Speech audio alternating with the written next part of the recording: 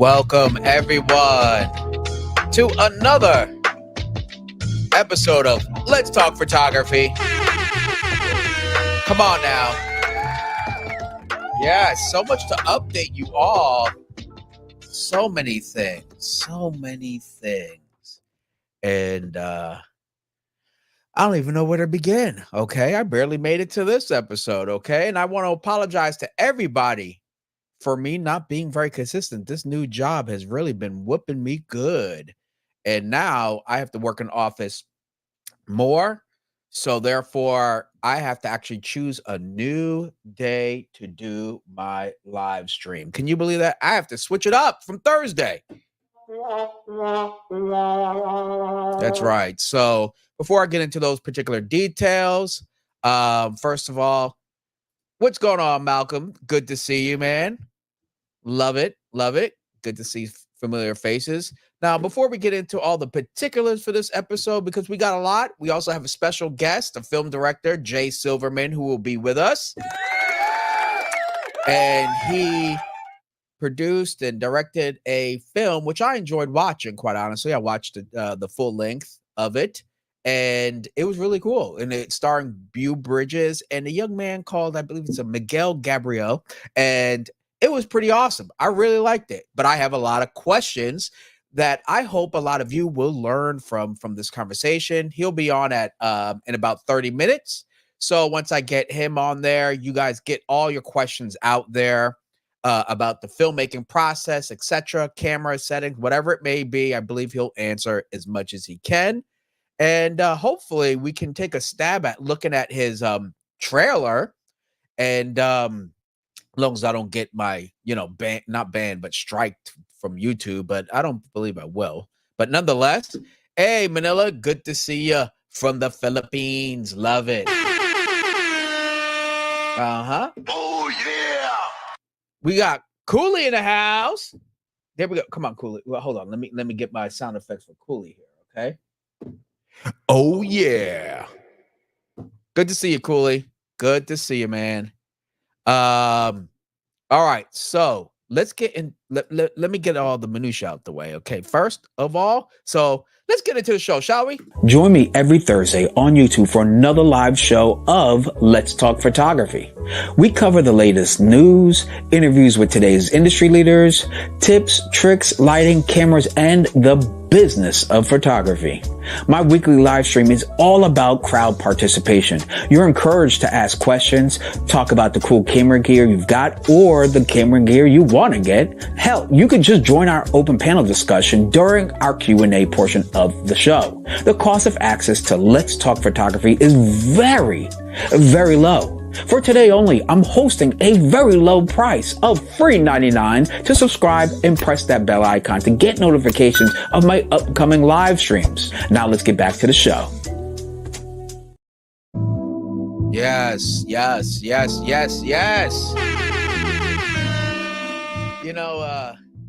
Really good to be back on this microphone, hanging out with all of you. I do miss it, really do. But sometimes when you pray to have a lot of work and then you get it, you also have to realize there's a sacrifice, right? So you may want the more work, you may want to be more busy, but then that means you're more busy, right? And that's definitely the case with me. So I want to get how can I say, address the elephant in the room. So clearly for the past month or so, I have been very inconsistent, especially with this particular podcast. My initial intention was every Thursday at 5 p.m. Pacific Standard Time. I come tune in and we talk smack all about photography. And but a lot of projects have been piling up. My freelance private work definitely is keeping me busy. And on top of it, I have my Monday through Friday gig as a video content producer, and that definitely keeps me busy. So it's been really hard to get home, mic everything up, get the lights going and everything else. I'm tired as heck. By the time I get there, I won't be able to give you 100%. So with that said, I'm thinking I want to switch it up. Instead of Thursdays at 5 p.m., I'm thinking about doing it on another day. Okay. Maybe I should do it early Saturday mornings, early Sunday mornings, right? That could work too. What do you think if I did it during the weekend? And what do you think if I just did it in the morning as well?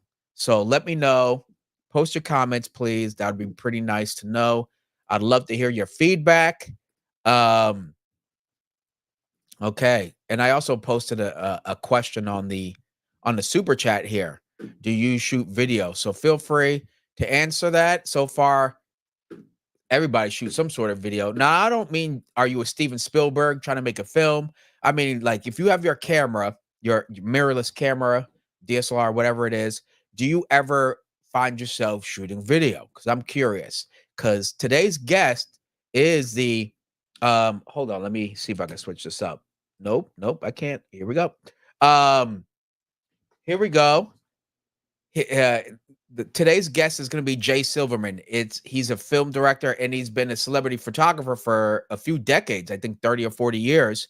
And he just produced and directed this film right here called Camera, which I enjoyed watching. It was a lot of fun to watch and to see the process of this young man tell his story. The little young man right below on that movie poster, Miguel Gabriel, share his perspective on what he sees in a small little town through a camera. And believe it or not, he's using a film camera, everybody. Yeah, how daring this young little guy. And Beau Bridges kind of, plays a mentorship role in his life and, shows him how to develop his own film and stuff. So it's really cute. But nonetheless, I enjoyed the film. We're going to have a lot of questions for Jay when he jumps on around 5:30 and discuss about the creative process of making this film, the ups and downs, the lefts and rights, what camera, why he chose to shoot a particular way, all sorts of stuff. We'll get to that later on. Also, I'll be doing an open Q&A. So if you have any questions on how to produce and put together your own feature film, settings, camera lighting, etc., don't worry. I'm going to leave a portion of the interview time for all of you to get your questions in. Okay, that's how we're going to do it. Okay, so let's get some of these comments out the way. Boom, boom, boom. Hey, Roy, good to see you. We already know. Mushy, baby. Oh, yeah. And we got Malcolm. Where can we watch it? Right now, the trailer is actually in the description section down below. If you want to see the trailer to this feature film, the link is in the description section. Go check it out. Okay, click it, check it out, and comment that I sent you over there. Okay, let him know that I sent you on over to check out his trailer. Smash that like button. It's free $99. Come on now. And let me know what you think of the trailer. Post your comment on the trailer. Matter of fact, what I'm going to do is, because I'm such a gentleman, I'm going to take this link and I'm going to post it in the super chat. How about them apples? Okay. Camera, movie, trailer. Okay. Here we go. Clearly, I don't know how to spell. MOBIE. All right. So I just posted the movie trailer in the super chat. Okay. Let me see if I can pin this. Yes, I pinned the movie trailer to the top of the super chat. So you can now check out this film for yourself after or during the stream. Just make sure you keep this show open on one tab and then go ahead and check that trailer out. But I'm going to play it later for all of you as well. So don't worry if you don't feel like checking it out now. I'll play it later. But definitely if you do, make sure, aside from smashing that like, you go ahead and comment and let them know that I sent you on over there, okay? This is not a, let me tell you all a little something, okay? Let me get my sound effect. Here we go. Reality check.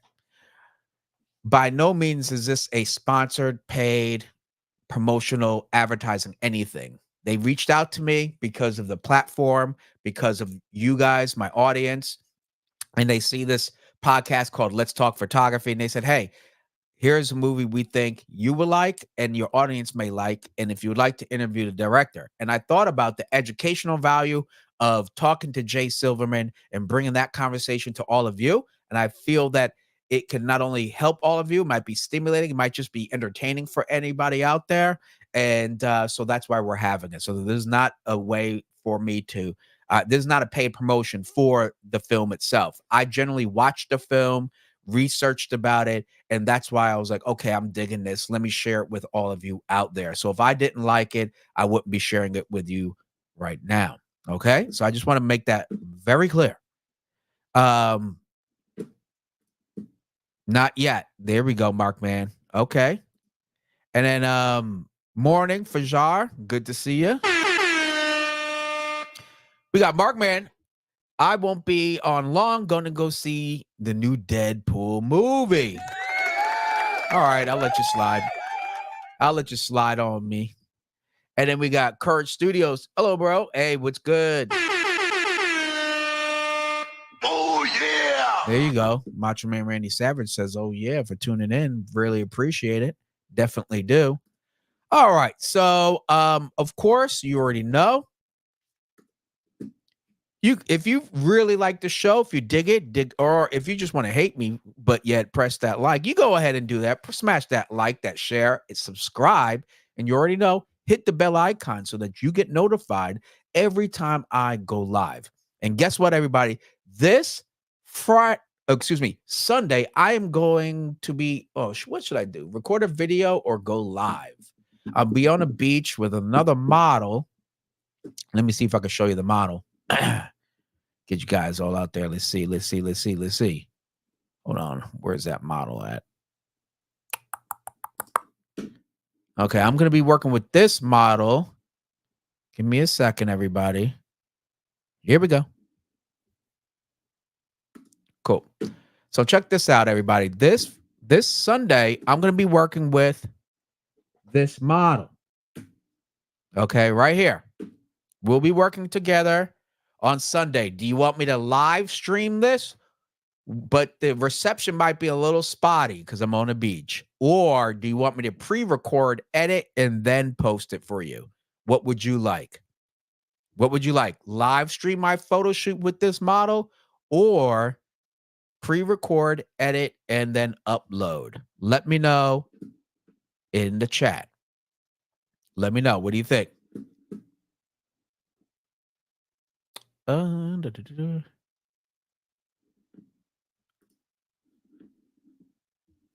From last time? Okay, Mark, man. Hey, don't worry. We have another shoot with her. I have another photo shoot from the last model soon enough. Okay, we're just locking in a date. We're going to be shooting together. Again, excuse me. Okay. But this model right here, this is this Sunday. Do you want me to live stream or pre-record and then upload it? That's the question right now. That's the question. Let me know. In the meantime, Fajar says, had a sweet deal of a Z40 F2 for $150. Absolutely, you should not. You should jump on that. That's a killer deal. I really like that lens. I ended up selling it to put it toward the Z6 Mark III. But I'm going to tell you, that lens is awesome.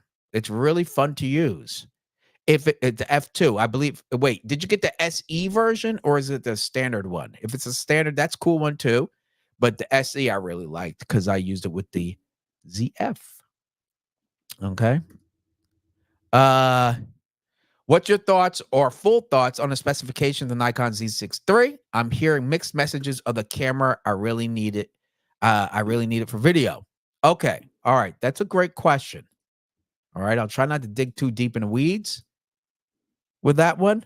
So let's real quick. The Z6 Mark III is an excellent camera. I bought it for video as well, Courage. And the autofocus is good. I'm actually using it right now to live stream, believe it or not. Okay. Shout out to me. Yeah. Right now, I'm actually live streaming with the Nikon Z6 Mark III. And I think it's doing a pretty good job. I have the 50mm f1.2, set at f2 right now for my live stream. So it's doing real good for autofocus. It's really fast with photos. Like the autofocus for photos was pretty impressive. It was really fast, really fast. I like the size of it, and I think definitely this would be the Nikon camera I'd put on my RS3 Pro gimbal. So it does really well. Here's my gripe. It didn't work with any of my V mount batteries yet. Maybe in the future firmware update, it'll like stop having a battery grip hold where you only can use Nikon batteries in it. And then it'll allow me to use V mount batteries, which is way bigger and much more suitable for video production. Um, on this Z8, I don't have any problem. I can put any V mount battery, rig it up, and it's fine. The Z6 Mark III, it still has that, oh, this isn't a Nikon battery, we won't let you use it. And that is really a fat L. So hopefully in the future firmware, otherwise you're gonna need like 6 or 10, EL15B batteries or C batteries, excuse me. So that was annoying. The hand holding and the vibration reduction is awesome. It's awesome. It's really good. Obviously does 6K ProRes, all that great specs. It has some video features. I mean, it doesn't have some video features I wish it had, like shutter angle would be a nice one, and some other little things.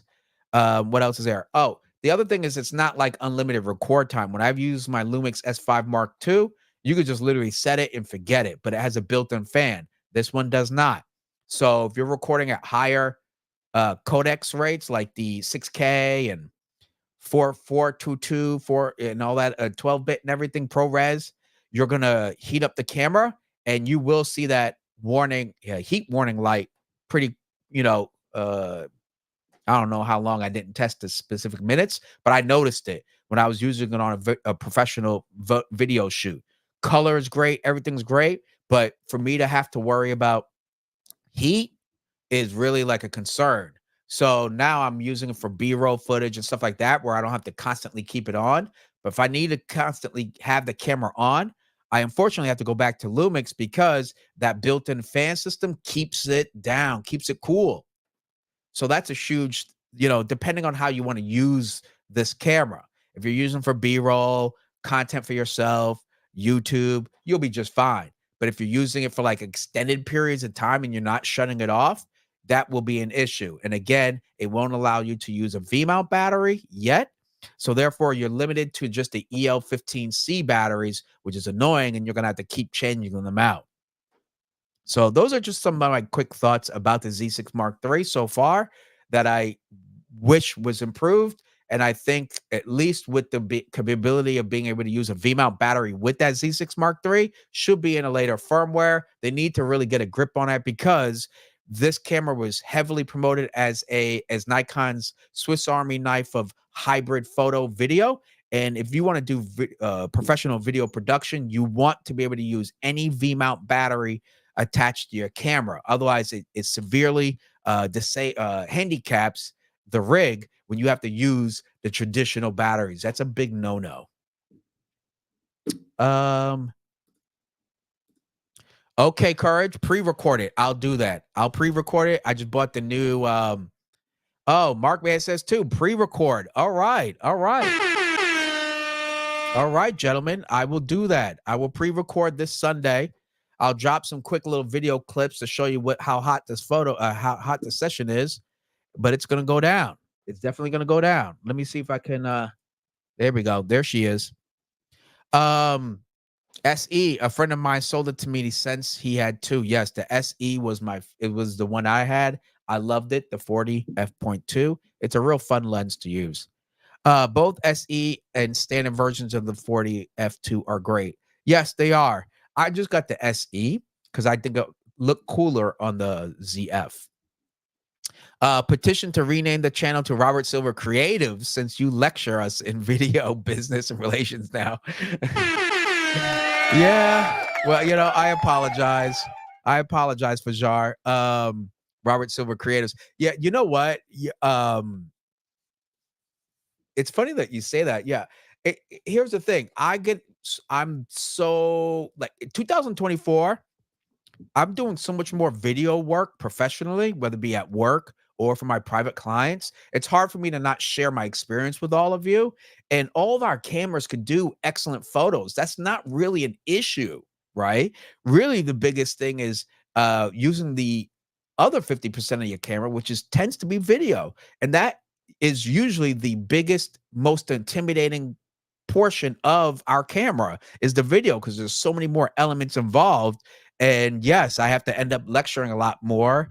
And of course, I'm going to share a business because I want you to be able to make a buck or two if you have the opportunity, and relations because I like hanging out with you. So there you go. What can I say? Okay, that's what I say. Um, Malcolm Walker, hard to catch the lives. I would love to see a pre-recorded. All right, Malcolm, you got it, buddy. That's for you. Absolutely. Roy, Nikon has become anal about their batteries. Absolutely. And you know what's funny? That's actually, it's counterproductive to me. Not that I wouldn't buy more batteries. I have 5 batteries for the Z8 and the Z6 Mark III total, right? 5 batteries. But it's like, but if you're shooting, you have a whole rig, you have a whole video rig built out around your Nikon camera, Z8 or Z6 Mark III. You got the monitor, the handle, There's no way you want to get to that little battery slot. You want to put a dummy in there and then hook a V-mount battery to it. There's just no way that it's efficient way to run a video production shoot, a commercial one, and use those little batteries. That's just not going to instill any confidence in yourself, your crew, or the client. They want to see, clients love seeing that big rig. They do. This is why they're willing to pay you that much money. And plus, it's just more efficient. If you even just shoot for yourself, wouldn't it be nice to just have one fat battery that's like 7 or 8 of your little batteries? Come on now. Z6 Mark III needs 2 USB ports, easier to power up. Good point. But you know what? I'm using the cord and the power supply from the Z9 into the Z6 Mark III right now, and it's keeping it charged as I'm streaming with all of you right now. So shout out to Nikon for that. Mark, surprised Brandon Washington didn't bring that up about the V-mount battery. Yeah, I'm surprised no one brought it up, quite honestly. Okay, let me say that again. I'm surprised no one brought that up. Someone let me know if someone else brought that up about the Z6 Mark III and the V-mount battery issue. I know I did because I emailed some buddies at Nikon. I emailed them because I want the best for Nikon. I want the best for this camera. I think this camera is an amazing buy. It's super fun to use. It's definitely my go-to now just for fun shoots because it's lightweight, compact, fits in every bag I got. It does up to 6K. I mean, it's a great camera. But that V-mount part made it from, oh my God, I want this to be my A camera, to now, okay, I'll shoot B-roll with it. Because I'm limited to the length of that power coming from that EL15C. I can't do a professional full grade production shoot when I can't rely on it using a V-mount battery. Mark, I bought the Field World monitor. Part of me wanted the Hollyland monitor. Okay. I would have showed you, I think I showed you the Hollyland Mars M1 monitor, but that thing's $500, right? It's a great monitor. I use it at work. That's what I keep at work is the Mars M1. But the Field World is a great first monitor. I have, I think 3 or 4 monitors. I have a 7-inch and like I have the Ninja 5 monitor. That's a 5-inch monitor, the Hollyland and the Field World. So that's 4 monitors. And the Field World was my, the small one was my first. Then I got a 7-inch because I wanted something a little larger. Bigger is better. Hello. And eventually I got the Mars and the Ninja 5. And I like the Mars because it has that built-in transmitter receiver antenna, and you could use your iPad to monitor it. It's all sorts of cool stuff. But it is $500, while that Field World is like $150. So the price is there. That's why I recommended it. Mark, which CF Express cards do you use to record video? Honestly, okay, it's funny that you say that. I would I wouldn't do anything less than 256 gig. Okay? I wouldn't do anything less than that. If you can, 512. If you can, the biggest you can go, but I'd say 512 is a good top if you want to go hard. I just find myself getting really close when I'm using 128 gig size cards. But again, I record tons of content every day for my job. I'm recording 60, 70 pieces of content, 4K at 422 10-bit. It swallows up the cards. So I just upgraded my GoPro to a 512 gig, and that's at 420 10-bit. I upgraded my Pocket 3 to a 256 SD card, a micro SD card, again, because I'm shooting at 4K, 30 frames a second, 420 10-bit. And then on my um, rig, I have 256 gig card in there, and I'm shooting at 422 10-bit. So nothing less than 256 is my recommendation. It goes by fast. Like it's crazy, especially if you want to do more professional work. Okay. That's just because one thing you don't want to do is fill up the card. That happened to me 2 weeks ago, folks. Oh my God. Here we go. Memory time. Story time. Check this out. It took me about 2.5 months worth of pre-production for this client. And they paid good money. I'm talking, 5 figures up. Now, get the recording. We're excited. Everything's pumped. Everything's great. Day's going well. Client's happy. I'm happy. Everybody's happy. I have 2 assistants. I'm paying them. So you got a little crew. Everything's going smooth. In the middle of one of the interview pieces, like not an interview, but like talking head pieces, freaking boom, my card filled up. And guess what? I was using a 128 gig card. Now, granted, I should have paid attention to how many more minutes was left on it, but the energy, the flow, the whatever. So I'll take that L. And then, but nonetheless, it was 128 gig cards. When I got home, only 256 to 512 is going to be in that bad boy. So that's just a lesson learned. Okay. Fajar, I think what's still stopping me from video is the artificial lighting. It jumps kind of far from what strobes use in photo, jumping from Godox to aperture.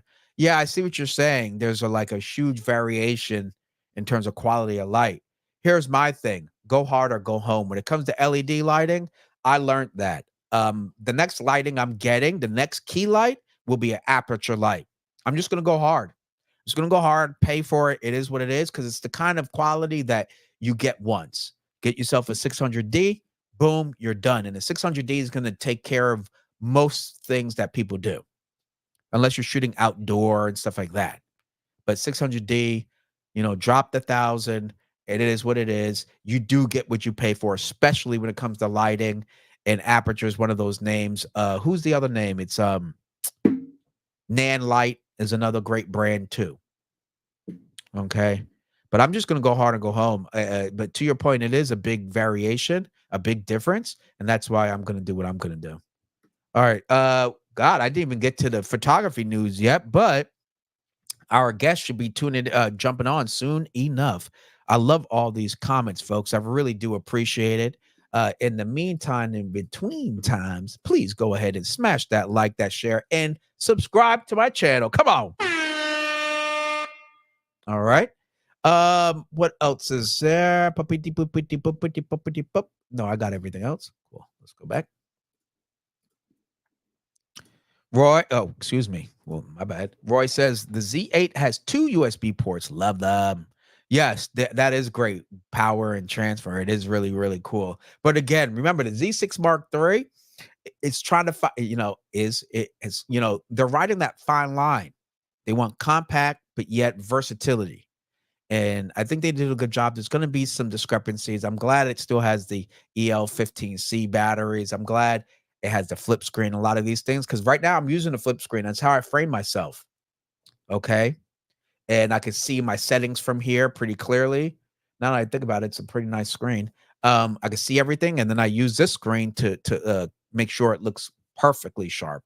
But I can see the autofocus right now is right on my eye, right there. Oh, oh, oh! It keeps switching back and forth when I cover it. Okay, so it's doing a great job. All right, Malcolm, I love the new small rig Sony L battery. Okay. Not V mount, but still runs the FX30 all day. That's what I'm talking about. And that's what I mean. Like, if anybody shoots video and you use a V mount battery, your mind explodes, because imagine not having to worry about a battery for like super long. Oh my God, that's like a game changer. It's a game changer. You get 1 or 2 V mount batteries and you are set for the whole day. But if your camera is only limited to the 15C, right, the EL15C batteries, oh my God, you got to carry a ton of them, and then you're always staring at the battery capacity and when it's gonna die. Yikes! That's not what you want to worry about on a commercial shoot.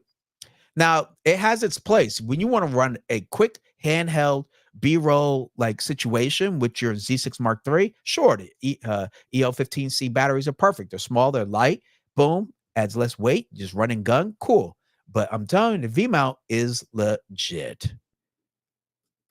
Now the Z8 is nothing to you. No. I love the Z8. The Z8's awesome. That's my A camera, and then the Z6 Mark III would be my B camera. The Z8 is totally fine. I have a whole rig that goes for the Z8. But these little issues with the Z6 Mark III is just what's annoying me that I want to point out. B&H has a 512. Oh, that's a great deal. Now, Mark, is that a CF Express Type B card? That's a great deal. $150, 512 gig. Yeah, that's what's up. That's what's up. Oh yeah, brand is important, 100%. Aperture, make the most accurate LED light. Yeah, that's why I would just, if anybody's looking to get into lighting for their video and just have a good solid key light, like if you don't have any lights, you just need a solid key light, which I'm telling you, you'll still get great gigs just with one light. Just go with the aperture.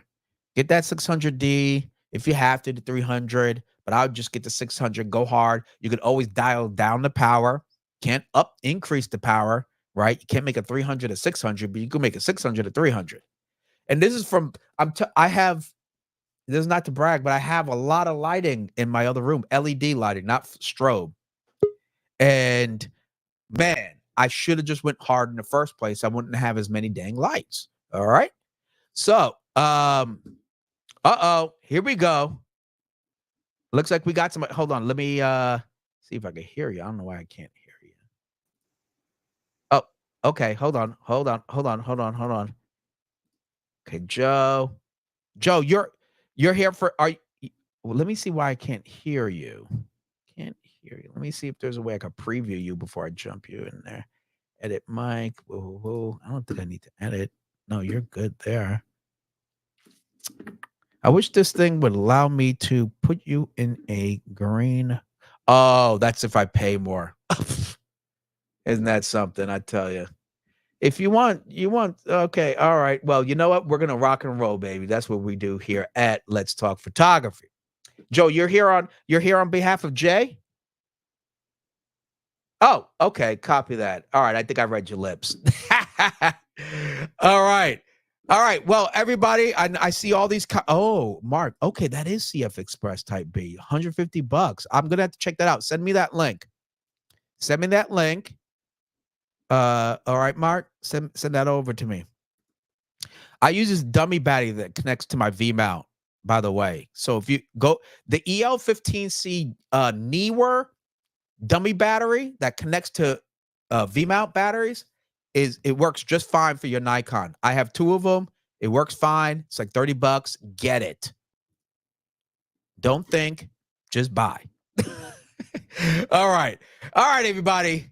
Now let's we passed the photography news because we're sitting here talking about photography. That's what's going on around here.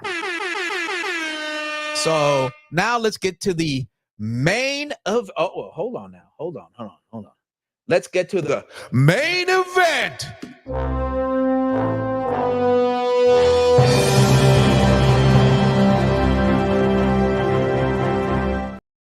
All right, now for this piece, we are going to welcome. Here we go. Hold on, let me show this. Bam. That's what I'm talking about. I want you all to let you know about our guest real quick before we have him on stage. As you can see right here, we have Jay Silverman in queue, ready to jump on the Let's Talk Photography podcast. And he's got over 40 years of photography, celebrity photography too. A lot of big names I saw, okay? And filmmaking experience. And I believe what Jay has to share is going to help a lot of you and me as well, okay? So with all that said, let's go ahead and give him a big round of applause. Come on, people. Yeah.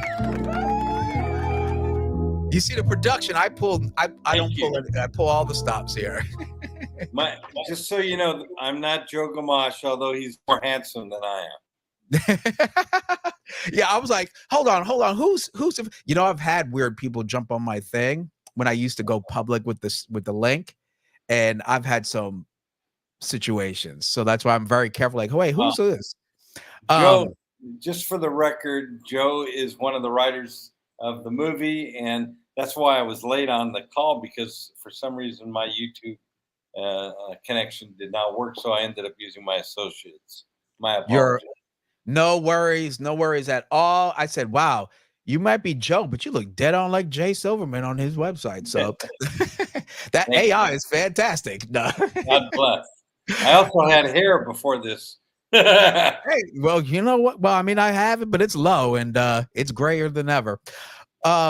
First of all, I want to say thank you very much for jumping on the show with me. Beth and I, as you know, we've been in constant contact for the past like 2 months now.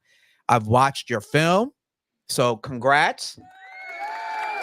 Yeah, you see my crowd likes it too. And and I really enjoyed it, quite honestly. I really did. I have a lot of interesting creative questions just to get some insight and perspective.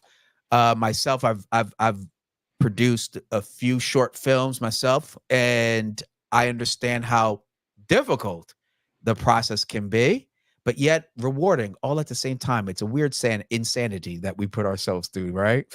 And so I want to commend you for not only having this particular cool vision, but following through, releasing it, and it looks really well done. So kudos to you. Thank you so much. Thank you so much. Do you mind if we watch the trailer real quick? Is that possible? Let's do that. I'm going to switch rooms because I think you and I have a marginal connection. But I'm going to keep the computer on while you cut away to the trailer. Go ahead. All right, cool. So we're going to watch the trailer, everybody. And let's go ahead. Where's the trailer? We got the trailer right here. Share this bad boy. Put this in queue. Boom. All right, everybody. Feel free. There we go. Okay, that's it. There we go. Make sure you can still see my ugly mug. And then let's go ahead and play the trailer. Funny how we come into this world. Let me see how if we the first sound. see it. Hold on. You see it all. I don't think I'm hearing. All of it. No. There we go. Let me make sure I hear the sound. Why don't I hear? Let me just double check. Yep, everything's good here. Why it's not playing it there? Let me know, everybody in the chat, if you could hear the sound being played. And let's go ahead and play it. Funny how we come into this world, how we first see it. We see it all of it. And then we get... You pay too much. Oh, Jesus. Your Can you believe it? Are some of the slowest in the world. You get lousy Look at customer service. Thanks, Sonic Google. is changing all that. We offer faster, more reliable internet for one low price. We provide award-winning customer service you can count on. We are bringing America's internet. Yeah, trust Get me. in the way of it. Hey, you taking pictures of us? We lose it. Get back here. And in losing it, Run like you can't hide. we lose ourselves. Oscar came 3 months early. Poor kitty couldn't even cry for help. Well, you got a sticky center here. What do you say we take a closer look, see if we can get the old girl snapping again? You're welcome. Jasper's Cove doesn't belong to the people who live there anymore. Here we go. Exciting potential in our little town for a new project. Most people your age are moving out, they're not moving in. Pleasure to have a fellow photographer here in Jasper. You have a kid, right? Yeah. Well, I've been giving your son a few pointers on his photography. This is where the magic happens. Vic, what are you doing here? Hey, kid, give me that camera. Hey, this is my nephew. You might want to keep a closer eye on him. Can I help you? I'm with the Department of Child and Family Services. Has Oscar's diagnosis been reviewed lately? If I lose Oscar, I don't know what I'm going to do. Fishing built this town. Our home, your home. It's only prolonging the inevitable. I don't know how to do anything else. Life is hard, and it is just gonna get harder too. Bring me your film when you're done, and we'll find out what that eye of yours can see. You have so much to share with the world. I just want people to see what I see. Did you take this? Wasn't me.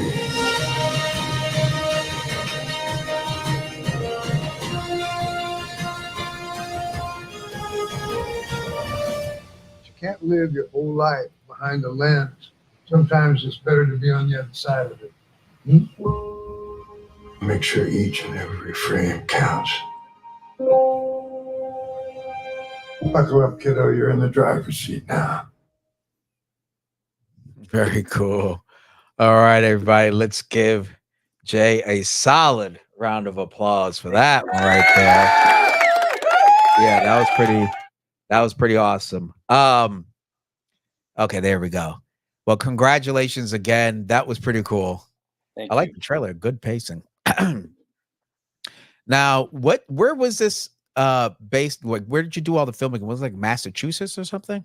And that's funny you say that because initially we went to Boston, we went to Canada, Halifax, Canada, Nova Scotia. We went to a place called. It's funny you're listening to Titanic. I think it kept on playing the YouTube, so I had to shut that down. I'll get sued for playing that thing. But anyways, the bottom line of it is we chose a place called Morro Bay. And Morro Bay is in California. Where are you? Oakland, San Francisco area. Okay. Yeah, so it's between the two of us. Wow. Yeah. I And really thought it was Northeast. Yeah, it's an exciting thing as a photographer and also a filmmaker. I can attest to the fact that one of the more fulfilling parts of my career is creating something from nothing, you know. And the idea of taking a small fishing village and establishing it in my movie was a real difficult decision because mechanically speaking, you know, I mean, the writer, whose name is Jamie Murphy, is from Ireland. And of course, when you read the script, you wouldn't want to go anywhere else but Ireland, you know. It's just financially totally cost prohibitive.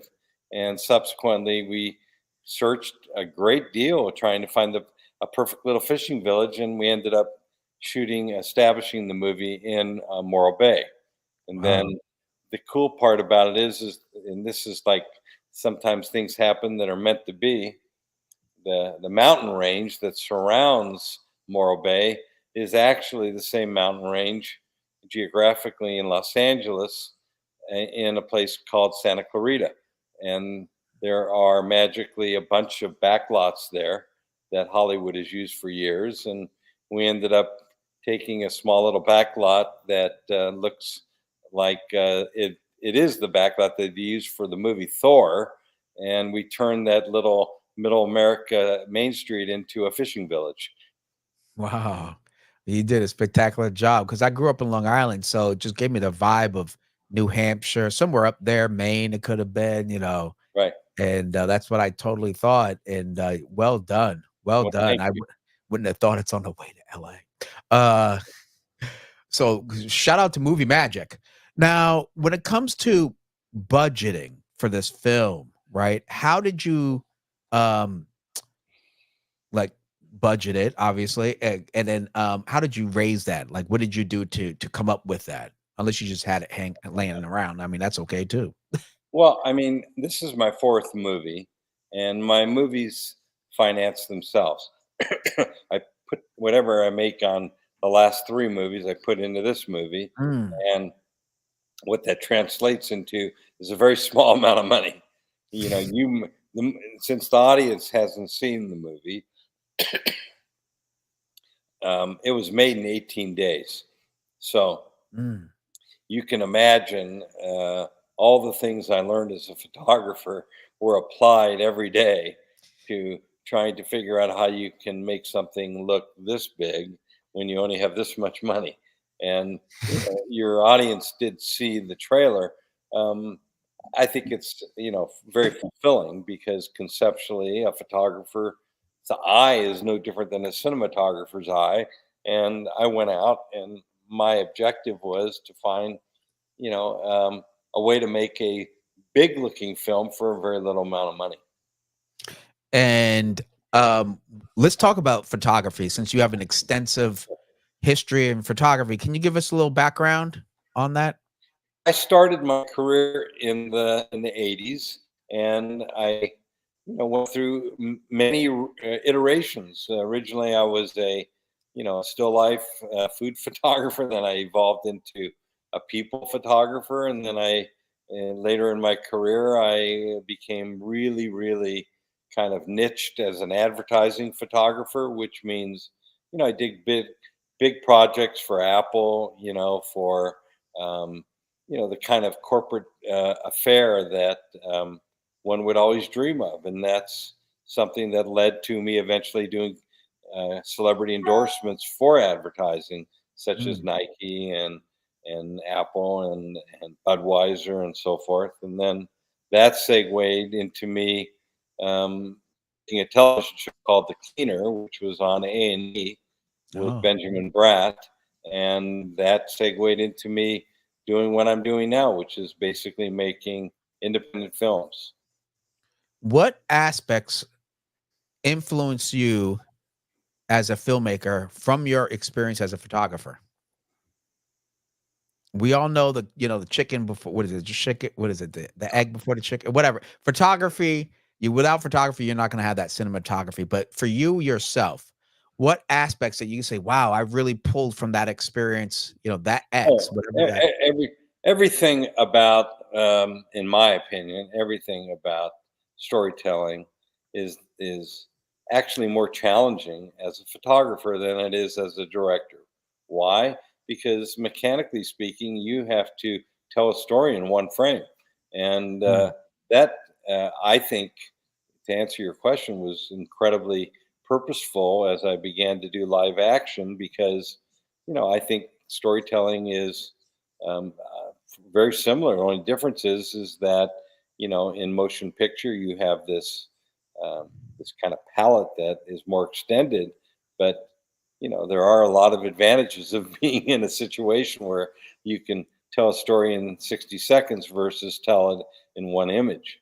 Mm.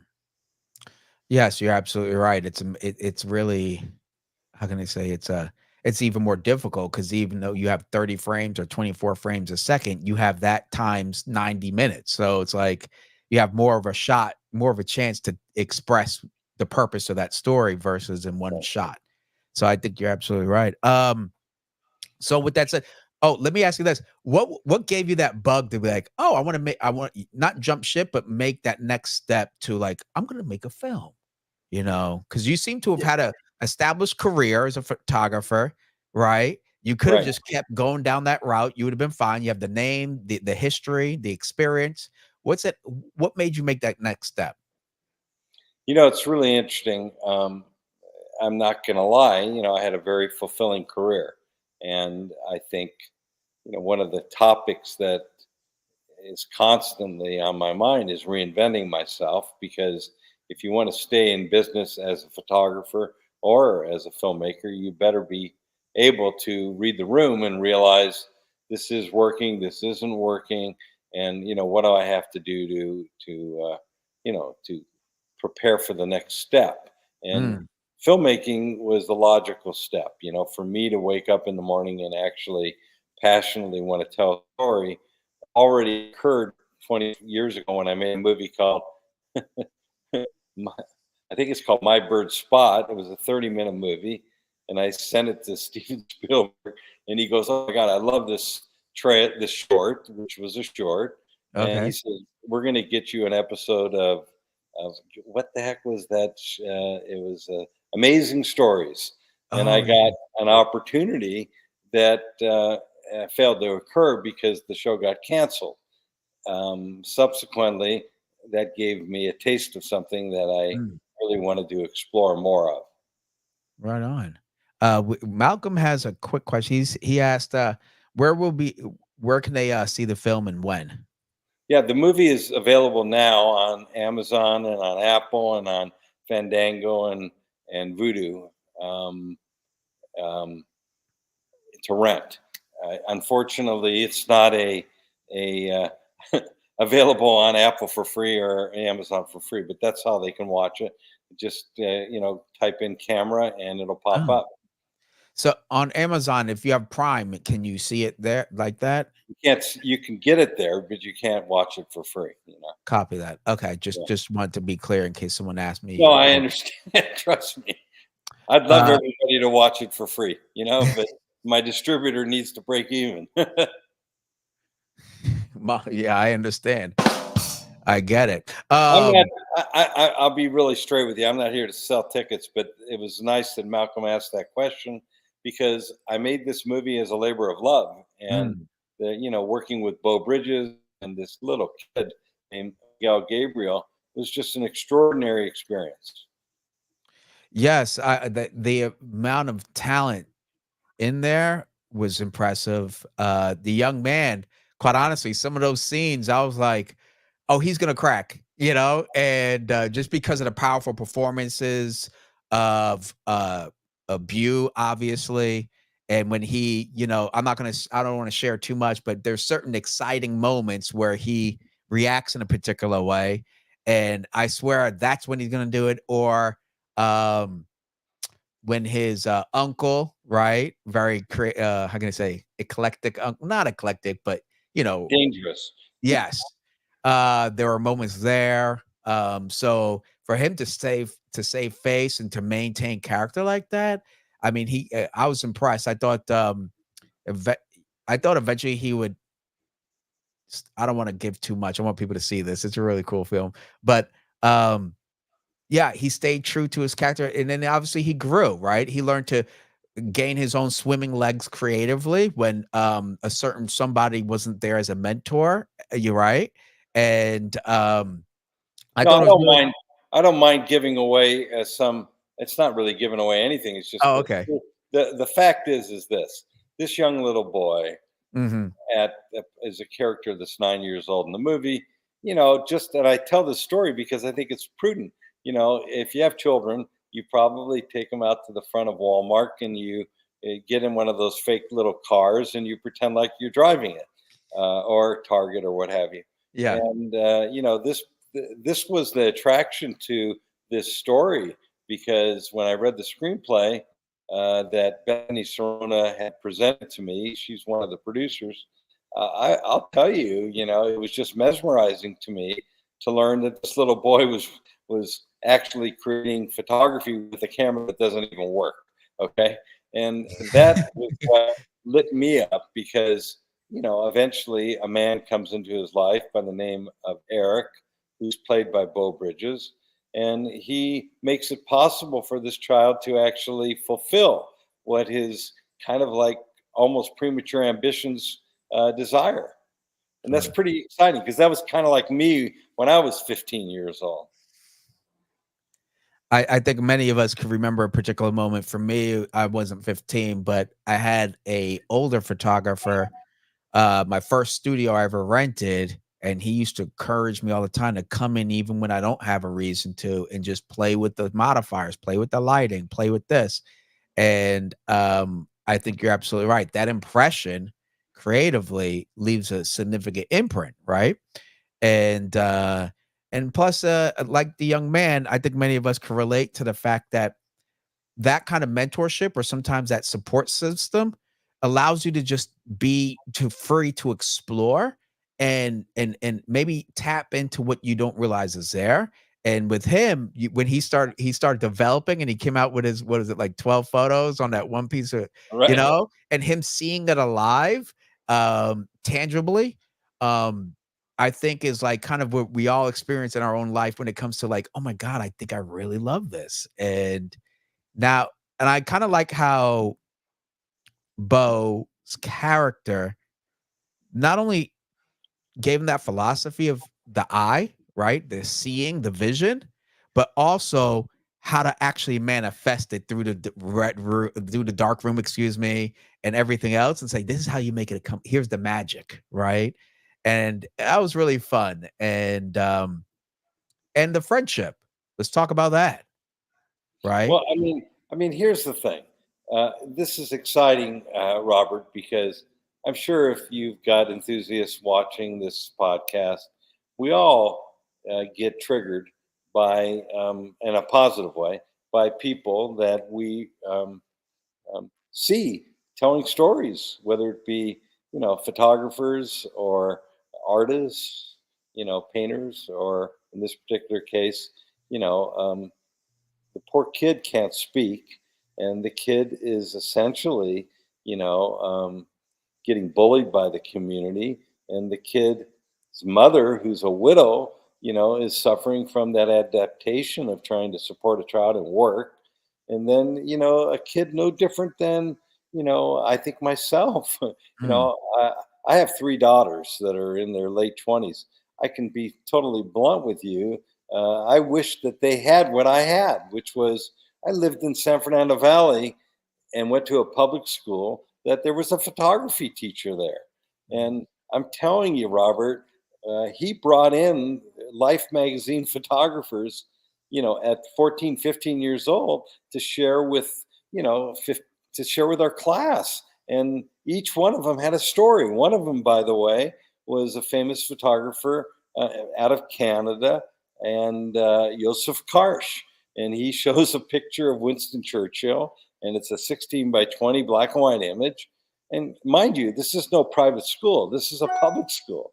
And Yeah.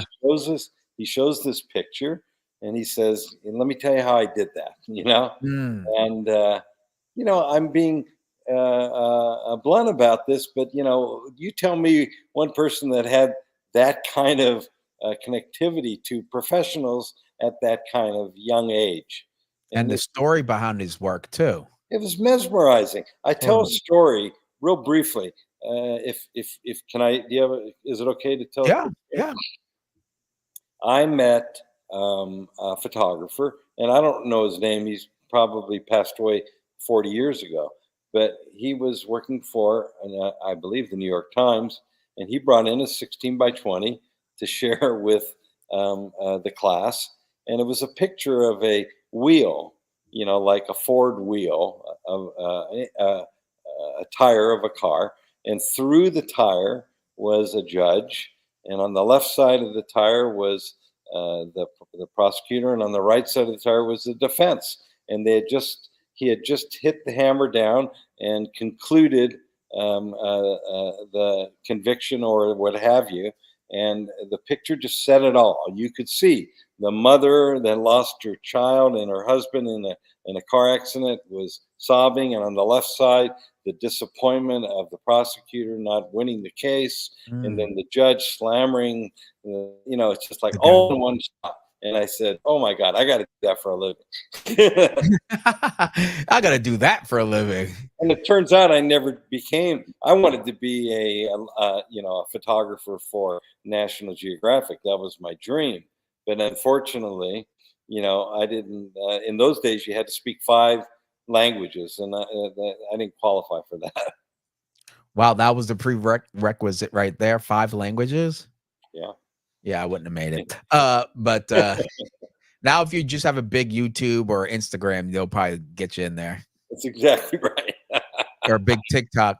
That's the bars have been lowered in many ways. I'll tell you one thing. I enjoyed a lot of the process of this young man learning to express himself and finding like through the process of his friendship, he became better, right? So even though he was mute in a sense, he couldn't speak, he actually became more personable without using words.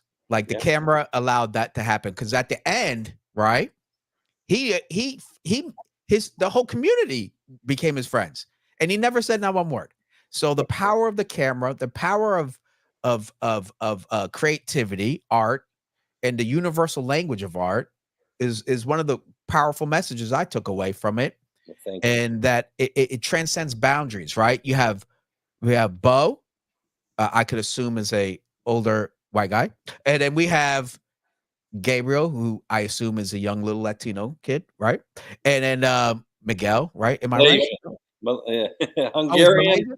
Oh, okay. The names throw me off. Filipino and Hungarian in real life, but he doesn't look either. He just looks like somebody that's not white, which was which sold me. So, so with that said, the point of it is that like, and then you have the town, which is pretty diverse in itself. You have a nun. And so it connects everybody. And then in the process of him becoming better, you have Beau saying, "Oh, the nun, let me tell you her story," because he liked that picture. I thought that was so phenomenal. I have to tell you something real quick.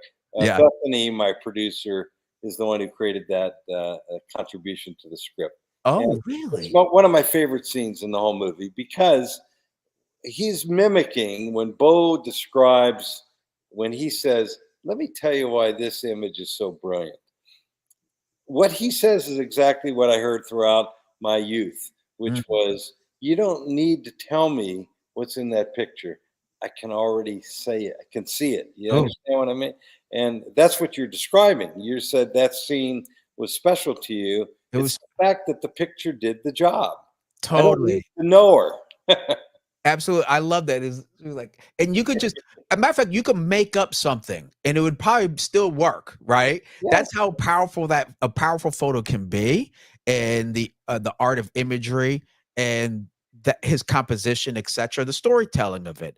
And then the other frames too. Remember the boat, I forgot the man who wanted to sell his boat.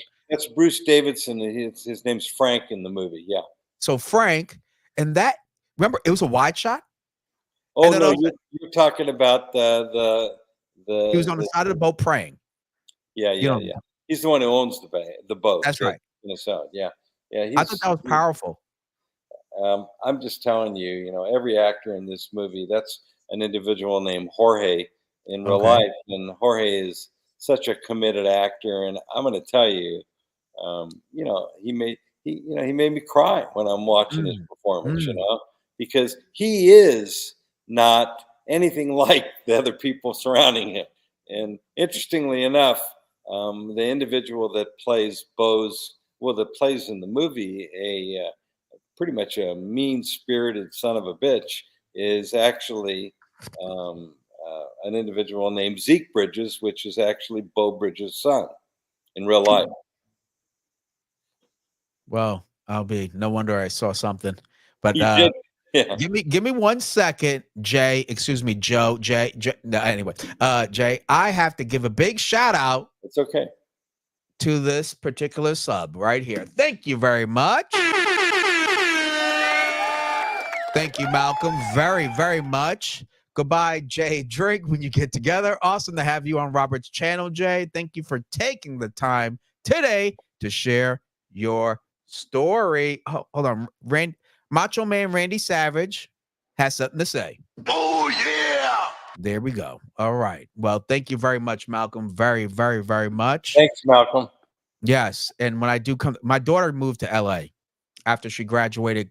She's in film too. She does graphic illustration and animation. She wants to be a storyboard artist, and she's phenomenal. I'm not gonna lie, but I am biased. And so she moved down there to strike it rich, hopefully. I don't know what she wants to do, but she's out there tackling it with her roommate. I'm very proud of her from San Jose State. Shout out to my little bear and chip off the old block. And I'm very proud of her. So you never know. I might come down there if you want to go get a quick drink, shoot some. You let me. Yeah, you should bring her over and we should do that. That's great. I mean, how old is your daughter? In her late 20s? 23. Yeah. Yeah, It's she's brilliant. 23. Yeah, she's ready. She's fired up and tons of talent. It's crazy. Like I would hire her for projects. I mean her eye and composition, because ever since she was 13, I put a camera in her hand. Bought her Nikons. She went to school, got her a new Nikon. Like she always had cameras, so she has an eye. And then now translate it into her digital work and doing storyboarding. It's really impressive. Her final project blew my mind. It literally, I was ready to be really hard on these kids. You're a proud father, but I know because I actually have a daughter that I have 3 daughters, but one of them I thought wanted to be a photographer, and Okay. I'm not complaining, but I'm suggesting, Robert, that there's nothing more fulfilling than seeing your daughter follow your footsteps. Yeah, just don't tell her she's doing it, okay? Because she won't admit it. Hold on, I got a sound effect for that. Okay, so there you go. All right, let's get back to Malcolm. Thank you very much. We really appreciate it. Supporting the channel. This is a labor of love. Let me tell you, YouTube is a hard beast to capture. Let me tell you. Let's get back to the film. Let's talk about the creative process, if you don't mind. What camera and why? It's so interesting you asked that question because, I mean, I take a lot of delight in how we kind of solved the situation because we got a Mamiya C120. It wasn't my idea. It actually wasn't even the writer's idea. Okay. Um, um, and to be honest, I'm a Hasselblad guy. I Uh-oh. grew up in the business, using film and a Hasselblad. So for me, um, there was the idea that the character's grandfather and then his father handed it down to him.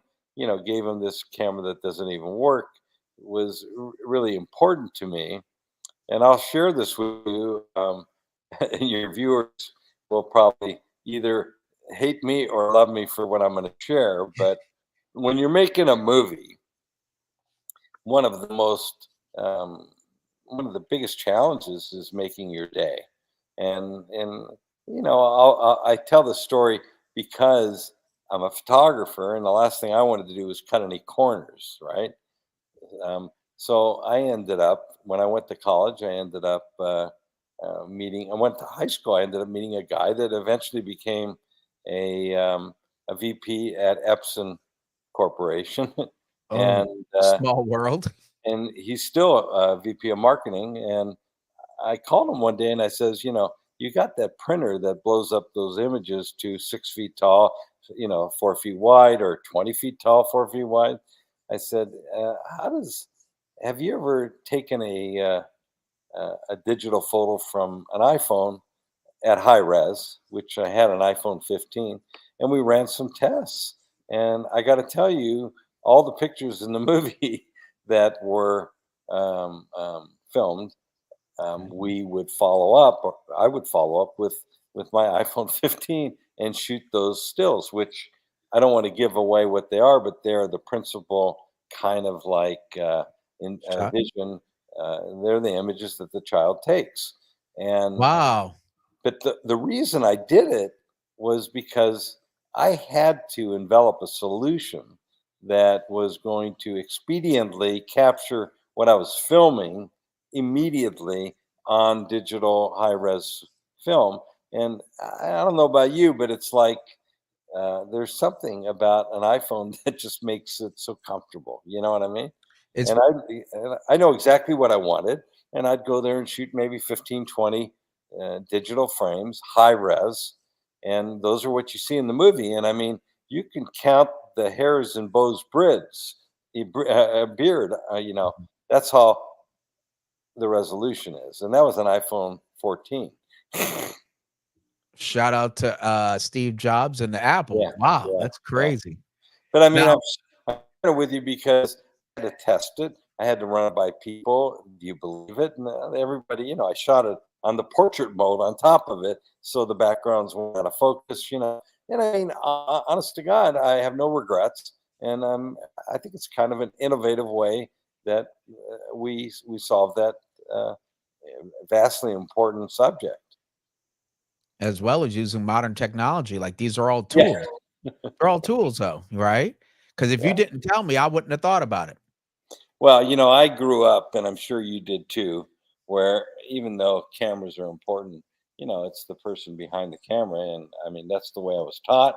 That's the way I still am. I don't care what device I'm using. What's important to me is the motivation and the storytelling.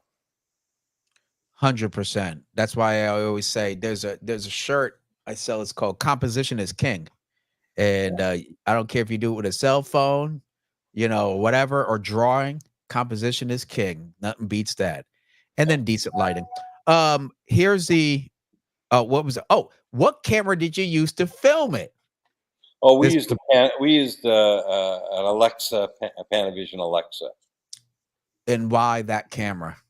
Well, I'm a firm believer in hiring people that know more than I do. Okay, and I'm saying this in the most complimentary fashion. Can you imagine, asking somebody a cinematographer in this particular case, to interpret my vision of what I would want on this movie, and what Andrew Jarrett did on my movie was interpret, at least verbally, what I was kind of hoping for, and then he just took it out of the park. I mean, Mm, flattered me by saying that, but you really should flatter him because, I mean, I trusted him to extrapolate, a your still vision. vision. And incidentally, he chose to use still lenses on that camera, on the movie camera. Oh, And interesting. it's an interesting little story because if you look at my movie, which some of your viewers might sample, you will find that there's no depth of field in most all the scenes, and that is, you know, partially because he used still lenses. Oh, to create that depth Yep, and intimacy and stuff like that in certain of those that's shots. right. That's what I noticed. Right. And Well, and, shout out and to it's him. and incidentally, even though I'm proud of being a photographer and I don't have any insecurity in that respect, he took it way further than I would have taken it, and I'm so proud of it. Well, let me ask you this. I'm not sure if you know the inside of this, maybe the DP, but I noticed a lot of shots were shot like handheld maybe or They're all shoulder. shot. They're all shot handheld. Okay. All The right. only I thing, noticed that. yeah, the Okay. only thing that's not handheld is the establishing shots. Mm. Which would be the village, or Yeah. You put that on sticks or Yeah, something, we right? did. Yeah, we did. We never had a dolly, and I mean, that's the most fulfilling part of the whole movie. It just feels like a still photographer. You know what I mean? Yeah, no. It felt more organic, right? As if I was in the corner. Right. I know what I saw. I wanted you to validate it, okay? Because I was like, hold on, that's interesting. And that made me want to ask the next question. Why? It's so interesting you say that. I'm going to make a observation. I grew up. I actually had an assistant named Michael Bay when I was growing up in the business, and Michael Bay turns out to become this, rock star, and he's probably one of the most renowned for this concept of fast cutting. Ta, ta, ta, Mhm. ta, ta, ta, ta. Fights, Well, well, explosions. it's about the last thing I wanted to do with this movie. Okay, and that isn't critical. That's just me making an observation about choices. And we made a choice to go handheld because it was important for us to make the audience feel like they're the one moving around this obstacle, making the person feel like they're present versus Mm. a dolly move or something that was a crane move. I was like, too perfect. Yeah, and I have to say it's a salute to independent filmmaking, because the best independent films are the ones where you just feel like you're a part of it Totally. versus some Marvel movie or something where it's just so rich with effects and all this other stuff. Enriched with perfection, right? So like in an indie, you could be a little bit more daring. Use the imperfect to be Correct. to become its own character in itself, right? Because the style in which he shot it is a character in itself. You're viewing it in a particular vision through that cinematographer, right? So that's why I picked up on that, and I was like, oh, I wonder why, and that's why I had to ask you, because myself as a videographer and cinematographer, I'm looking to pick up cues, and I analyze film school teacher once said, "You'll never watch film ever the same again." She was so right. I wish I could thank her, but noticed that, and I was like, "Oh, this is interesting." And I noticed a lot of times he shot from lower than eye level, like the perspective. Yeah, that was a conscious choice that Mm. we made, where we wanted to be at the point of view of the young boy. Mm. So when he sees his That world, makes sense. he's looking up all the time. When people are reprimanding him, or people are humiliating him, or people are congratulating him, it's still from that lower point of view. And these are things that are, in my opinion, and I'm going to elaborate on it just a second. Yeah. The cinematographer of my first movie was brilliant. And I would say to you that he would come to me and he would say, "So, I need to have obstacles to shoot through." Well, I mean, obviously I knew what that meant, but no, he's talking storytelling objects. And I'm not talking about putting a bear of a guy that's afraid of bears. That's a puppet. I'm talking about, you want to show division. How do you show division? So compositionally, you might have the scene exists between a pipe of a fence, and one character's on the right side, and the other character that's free is on the left side. One's in jail, one isn't in jail. Yeah, yeah. If you watch The Bear, for example, you'll see this in every scene. Uh-huh. There's this desire to want to put the audience in the driver's seat so tightly that you feel, the skin of the actor. And in a lot of ways, he did a lot of that in my movie, Andrew, with such effectiveness that it took the story to another level. And I'm going to share this because we talked about the darkroom scene in your, a photography podcast. This is old school photography. He's actually learning how to roll film into a cassette And process it, right? Exactly. And we had to take creative liberties. Don't misinterpret what's on the movie, because if we showed every step, we would bore the audience. But I will say, in a really compassionate way, that scene is such a delight for me as a storyteller to watch, because you were correct at the beginning of this story, at the beginning of the show. You said, "Boy, this little boy." Miguel Gabriel knew the script better than anybody on the set. This little boy, he sometimes, Beau would forget where we were and wanted to get he'd go, "Oh, da, da, da, da." And even I wasn't that fast.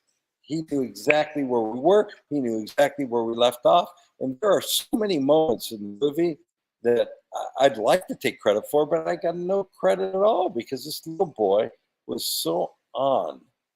And I'm going to say this to you, and you're a photographer. Give me a break. We all cast people as photographers that fulfill the role more so than a filmmaker. Why? Because you need, I'm making this up, a guy that works at a gas station. Okay, the client tells you that he's got to be a certain race. The client tells you that he's got to have a certain look. The client gives you scrap from, a magazine that shows him smoking a cigarette. Before I know it, it's like, I've got to find somebody that looks, feels, touches just like that guy.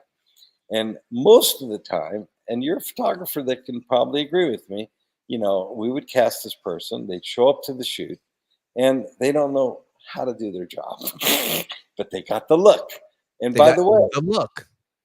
Yeah, and when I reflect on this subject, because it's talking about the main actor in my movie, I have to tell you that he has a gift, and when you work with a little boy that has a gift, number one, you have no business making a movie with a little boy that's in almost every scene, that you're going to have to go through what I've gone through on commercials, where it's like pulling teeth, Mm.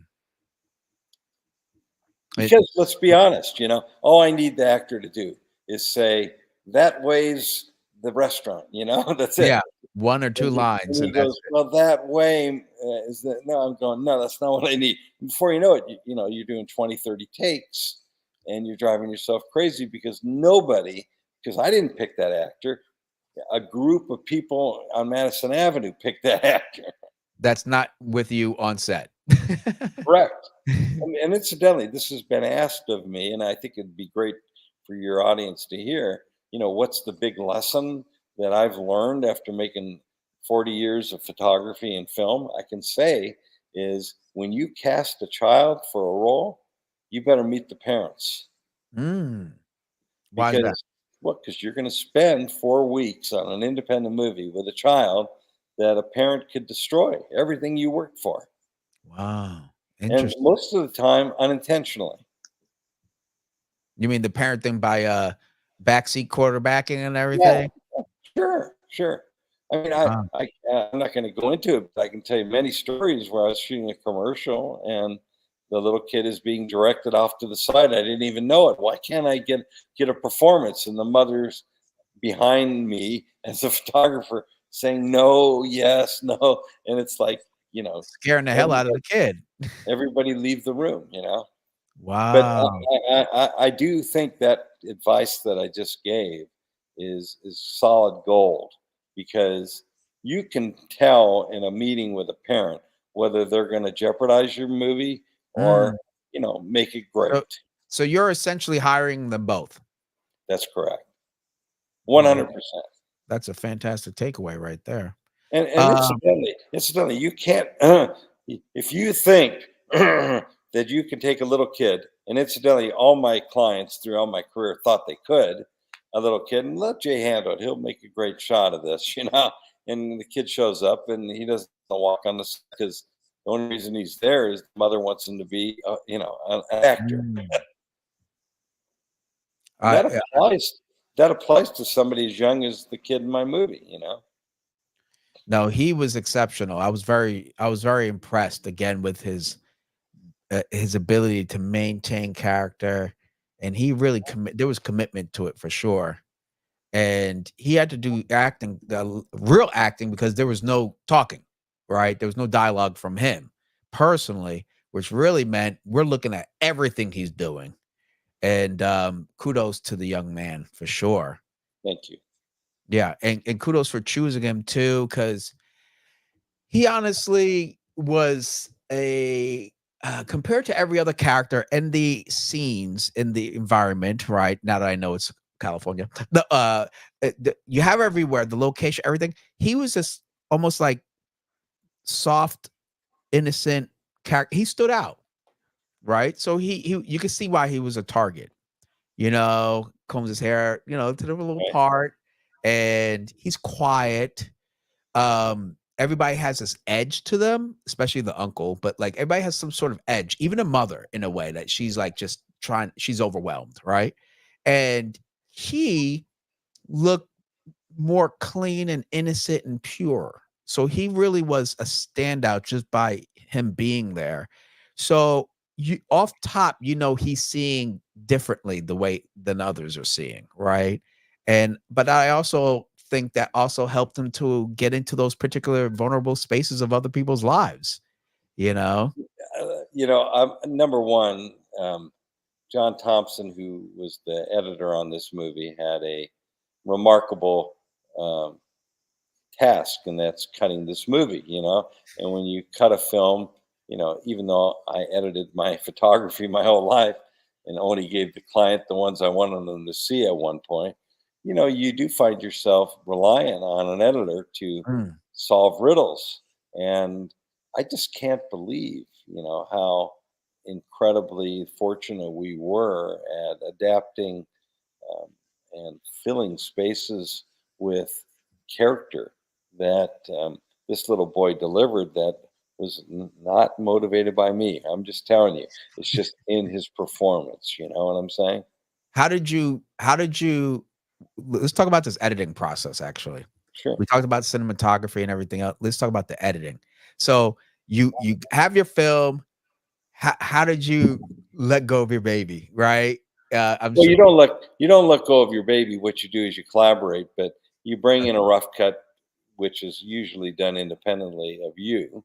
Okay. Meaning the editor, as you're shooting, gets the footage, and nowadays it's all electronic. Comes through the what do you call Was it Frame IO? What do you use?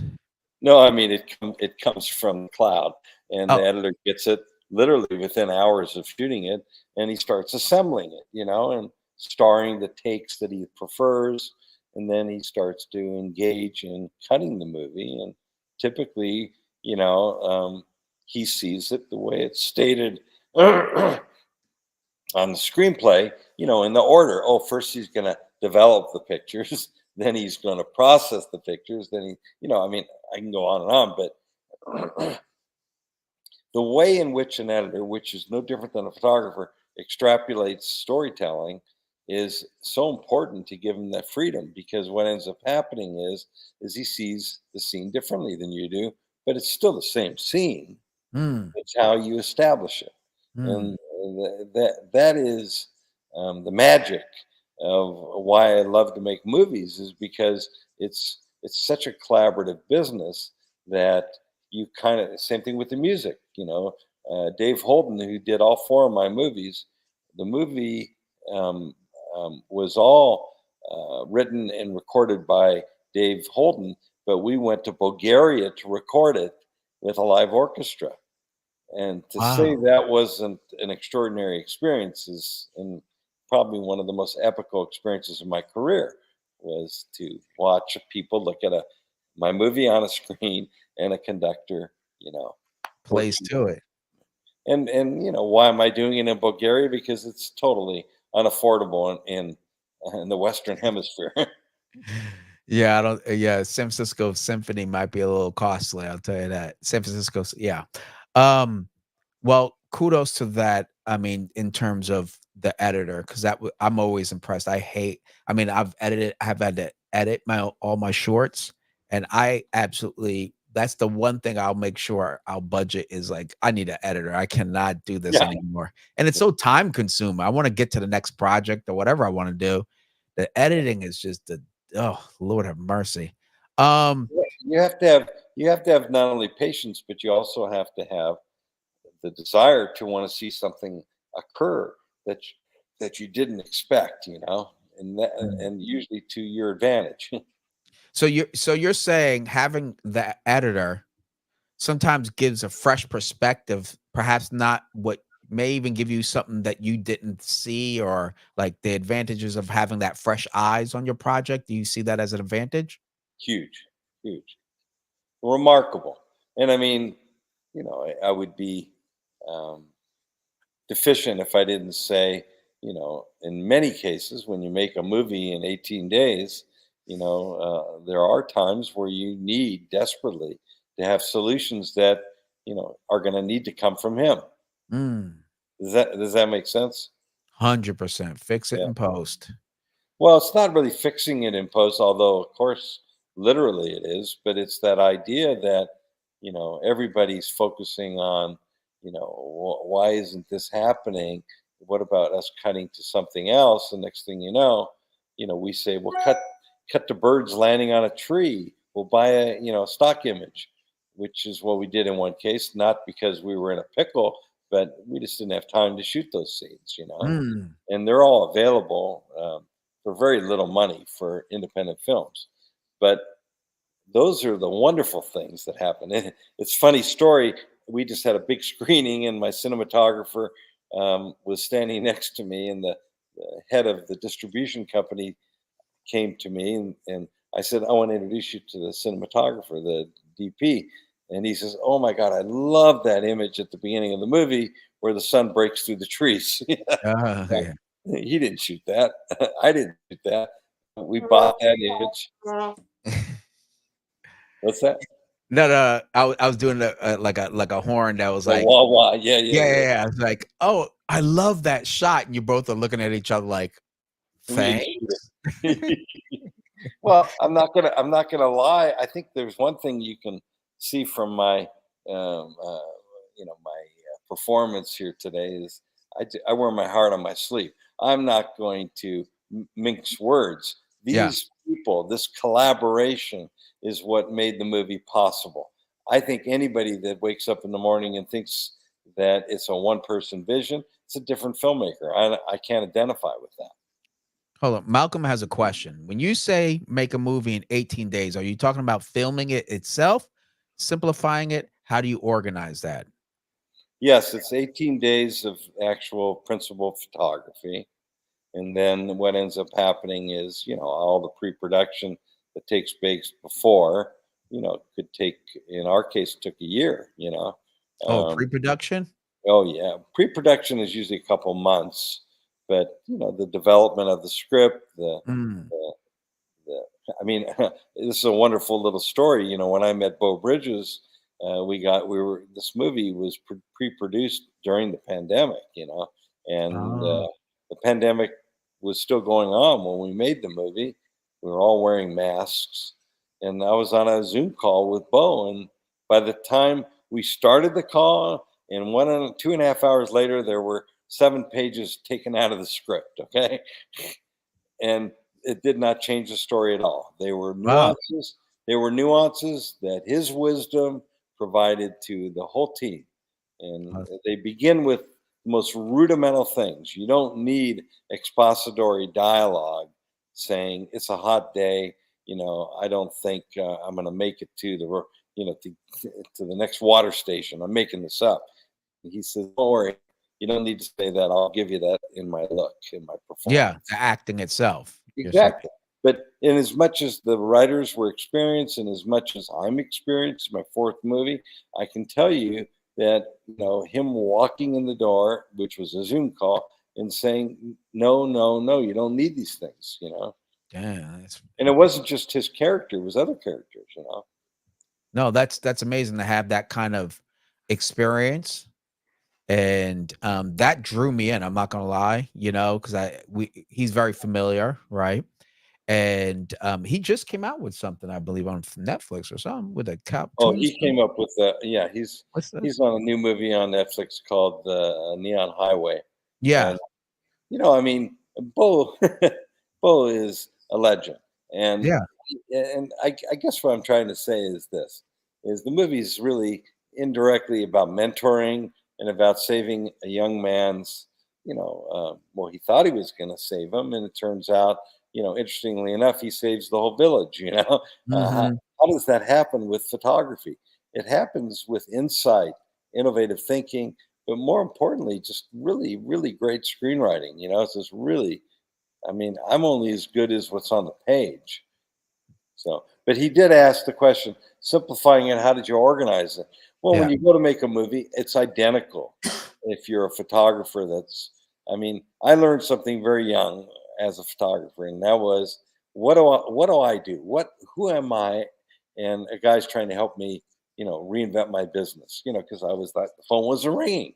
And, Mm. and I said, I'm going to hire a consultant, just like you, Malcolm. I would say, Malcolm, give me some wisdom. You have this show. What do you think? I show you my work, and you go, well, tell me what you think you do that makes you special. And I'll never forget this. This happened at least 25, 30 years ago. And he looked at me and said that. And I said, Mm. well, I do great pictures of individuals or groups of people having a good time. Because I was doing a lot of Budweiser stuff, they Yeah. were having partying. And I catch that vital moment. And he goes, nah, that's not it. I go, well, maybe it's because I'm able to get the job done and still come up with some great images in a short period of time. He goes, no, that's not it. So long of the short of it is, he went away, and I said, Jesus Christ, I just spent $500 for an hour of his time. This is 30 years ago, you Oh, know. wow. And he looked at me and he goes, no, that's not it. Next time I see you, and I'm going, another $500, I was going nuts. And I'll never forget what he said. He goes, Jay, he reminded me, what do you think you have that's special? And this applies to you, Malcolm. And you start thinking to yourself, well, I shoot women great. No, that's not it. I'm a Everything you travel thought. photographer. Yeah. And, no, that's not it. And you know what it was? I said, well, you know what? Fuck this. I was so pissed. I said, I'm just a problem solver. And he goes, exactly. That's what you are. You are a problem solver. So when I say to you, and this applies, if you need a photographer to shoot, hypothetically, LL Cool J, which we did a lot of work with, he's a very button-up dude, but you got to get in and get out. So it really has less to do about photography and more, who do we hire that is going to get the job done? And I did this with, just a whole slew of celebrities. I mean, and Morgan Freeman, for example, came in to do a commercial with me, and they said he's going to do 1 or 2 takes. That's it. And those are the kind of pressures. Or Ray Charles, for example, was one of my very best clients and a very good friend. But it's like, you don't work with Ray Charles and screw around. You better have the lighting's done, all the organizational aspects of making sure that he understands what we're going to accomplish prior to him walking on the stage. And in his case, he knocks on walls to hear echoes to make sure he knows where he's at. And the biggest compliment I could have ever gotten from Ray was him saying to me, you're the first person I've ever worked with that described where I was going when the shot began. And I said, well, and I thought to myself, I know what he meant, but he says, no one's ever taken the time to tell me what it looks like where I'm going to perform. Oh, Isn't that interesting? that is. I would have figured people would have tried to give him a little heads up. Well, but a heads up is we're playing at the Cinerama Dome, or we're playing at whatever, in a big theater in New York City, and we got a 30-piece orchestra. And he goes, great. And then a valet walks him to his mark on the stage next to a piano. Everything's so far so cool, but nobody in his career has ever told him, here's what it looks like. There's 1,500 people out there. If you look to your left, you see trees and palm trees at the Hollywood Bowl. It's just magnificent. On the right, it's like there's people waiting in line to get into the venue. This is where we're at today, and it's all blue. He goes, oh my God. And he grabbed my hand and he goes, that's the first time anybody's ever told me something like that. Wow. And that was special because it meant to me that he was intuitive enough to recognize that it was important to me to set the stage. Totally. To convey that and take the time to. Well, considering he doesn't have an ability to see, it's just an empathetic move for me to be able to have some point of reference, I can't, honestly, I really enjoyed watching this. At first, I wasn't sure what to expect from the poster. I was like, you know what? Okay, let me give it a shot. Let me see what this is about. It's about camera. I dig that part, but I'm biased. And I read the bios and everything. Let's talk about this website real quick. So where can they find out more information about this movie on your website? Yeah, you can go to jsilvermanproductions.com and read all about the movie. There we go. Look at that. Or, well, this is how you get the movie. But if you want to learn more about the movie, you can go to my website. And what you Is it this Jay Silverman Productions or no? Did I? Oh, am I don't know. Scroll up. No, I think maybe it is. Yeah, there you go. So you can watch the trailer. You can watch the next one right here. The next one's behind the scenes, and then you could learn a little bit about the synopsis and the story, and I do a little bit of a deeper dive than what I've tried to share.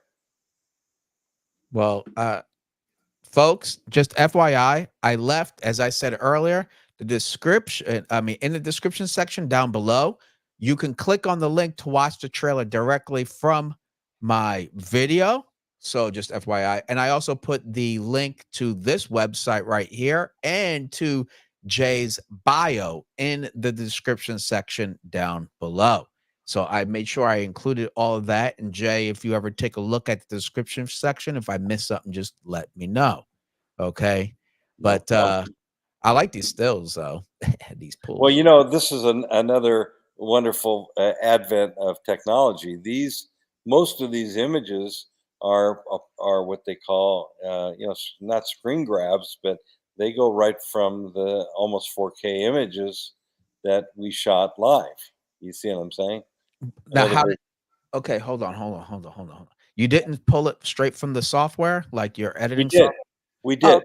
But what I'm saying is a still photographer, including myself, did not shoot these pictures. Got Most of these pictures came as direct pulls from the motion picture.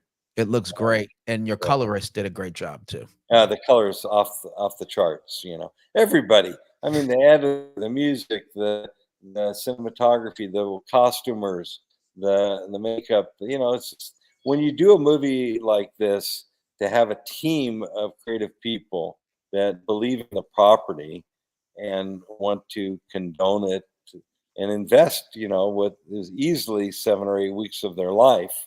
You can just imagine, you know, they're not doing it for the money when they do it in independent film. This is a labor of love. I mean, they're all getting paid, but Yeah. nothing, they're not making a fortune here. And what was the budget to make this film? It was, I really don't disclose that, but it was, Okay. No it was under $1.5 million. Copy that. Okay, there you go. Because sometimes someone may ask, like, how much would it, you know, people like to put things in perspective. But I really enjoyed the lighting, a lot of natural light in these spaces, like right here, like that one there, I really liked. That's just a nice shot right there. A lot of good use of contrast, right? Silhouette shots. Very nice. I like it. And again, the colorist. I really like the coloring. Yeah, it's just, I mean, I'm going to tell you, you know, it's not just that we had a brilliant cinematographer, we had a brilliant set designer. I mean, a production designer. If you look at all those images internal, it's a little story that Malcolm will probably This appreciate. is cool. If you, I'll go ahead. I'm so sorry. oh, I'm just saying, if you engage in really appreciating what a team of superb creative people contribute collectively, all the sets, all the scenes of the people inside of the workshop that I think eventually I'll see a picture of, were there. That's the workshop. These are all shot at an Elks Club in San Fernando Valley, in basically in a entertainment room. And this, they were built from scratch. But the point is, you know, talk about what you have to do to be resourceful. The darkroom was built there as well, and this whole room here, this room that you're watching right there, that was a two mobile homes put together on the back lot that the art director went in there and recreated it. Same thing with this scene. That's on the back lot. Same thing with that scene. That's a back lot right there? Yeah, that scene, which was just such a special, delightful set that was just sitting in the back lot, unused. It was used in a scene for one of these CSI things, and they had it as a prison camp. We reinvented it into a boathouse. That's crazy. Yeah. Wow. Shout out to your set designer. That's off the hook. I mean, I can't believe it. It is off the hook. The telephone poles and the lights were all brought in. You know, like I said, I really thought you shot in some little town that was like, yeah, we're great to have a film shot here, you know? Right. No, but I mean, that is, I'm sure you feel the same way. You wake up one morning, your phone rings, someone says to you, I heard this from a interview from a European photographer podcast I did. And the guy says, yeah, I got this call to shoot a sports car. I don't remember which one it is, but it was a very sophisticated, like a Ferrari. And they said, you can go shoot it at this location. And he got pictures of the location. He goes, this is crap, you know? And when he shows up there. He realizes the person who shot the location never turned around and shot it the opposite direction, which was essentially a storage room that just had so much treasured glamour that he ended up shooting the Ferrari with that as a background. These are the kind of wonderful little things that happen with independent filmmakers. You don't realize, for lack of a better word, how important being innovative is, or resourceful, so to speak. Yes, and you kind of have to be, because you can't really like pay to have it done. You have to really Yeah. make do, right? Well, but I mean, that's why the production designer, his name's Zach, he just knocked it out of the park because he had this much money. You know what I mean? How do you do all this magic with such little money? You got to be resourceful. No different than me. He's got his resourcefulness. Totally, and everybody on your team, I'm sure. And Exactly. it brought me to I thought it was shot in I'm not gonna lie. I really thought it was in, northeast somewhere, and it gave the vibe through and through, small town vibe, small fisher town. Obviously, that was kind of their culture. They live and die by it, clearly, due to the conflict going on in the film. And well done. Well done. I think it's important to note that when you go to make an independent film, and I already told you it was under $1.5 million what we made this movie for. You wake up in the morning and you not only have to be resourceful, but you got to be smart enough to know, the cause and the effect of every decision you make. And it takes years and years of experience, and that's why people hire you, Robert, or people hired me as a photographer, because they don't want to solve the kind of challenges you need to show up on a Friday afternoon in Manhattan, where you got to stop traffic and you got to make sure that at that very moment all the things happen that you wish to happen. And many times you got to compromise, and adapt. And in our movie, when we chose the village, I mean, just for the record, you do not, as simple as 1, 2, 3, go shoot in Ireland. Everybody in Ireland that's talented is working on Lord of the Rings or whatever that big, I forgot it. Yeah, House of Dragons or something. Yeah. Okay, so think about it. We want to shoot in Ireland because it's so rich, right? And it is. But guess what? The richness that I want to establish my movie in requires you to travel to a village that's 3 hours or 2.5 hours away from Dublin, for example. Well, that means you're shooting a movie that requires hotels for virtually the entire crew. That means everybody's got to be paid a per diem because they're not going home to eat dinner. And then you multiply that times, traveling all the celebrities that are recognizable that you want in your movie from United States to another country. And, it just complicates and complicates and complicates. And that takes, I think, experiences where you failed and you go, I'm never going to let that happen again. And that's kind of what happened with the little boy. I've had parents that are helicopter parents on the set, and I go, never again. Yeah. And you learn. And I'm guessing Miguel's parents weren't like that. Let me just say this. They were the mother, Michelle, was so magnificent, and his acting coach together made it possible for me to make minor adjustments. And next thing you know, Miguel would show up to work, and I'm talking about never once did he fail me, but I'm just saying, generally speaking, if I wanted a nuance, I would run it by him and her. And the next day he would not just understand it, but he would have consumed it at a level that was part of his character. Wow. It's extraordinary. Wow. So what's the next step with this movie? Obviously, you said it's available. Let's talk about where it's available for those that are just tuning in. Where can they see this? The movie's available on Amazon and Apple and Fantango right now to rent or to buy. You know the next step, as you say, is during this process. The movie's getting reviewed. It just came out on Tuesday, and you can see some Oh, of the congrats.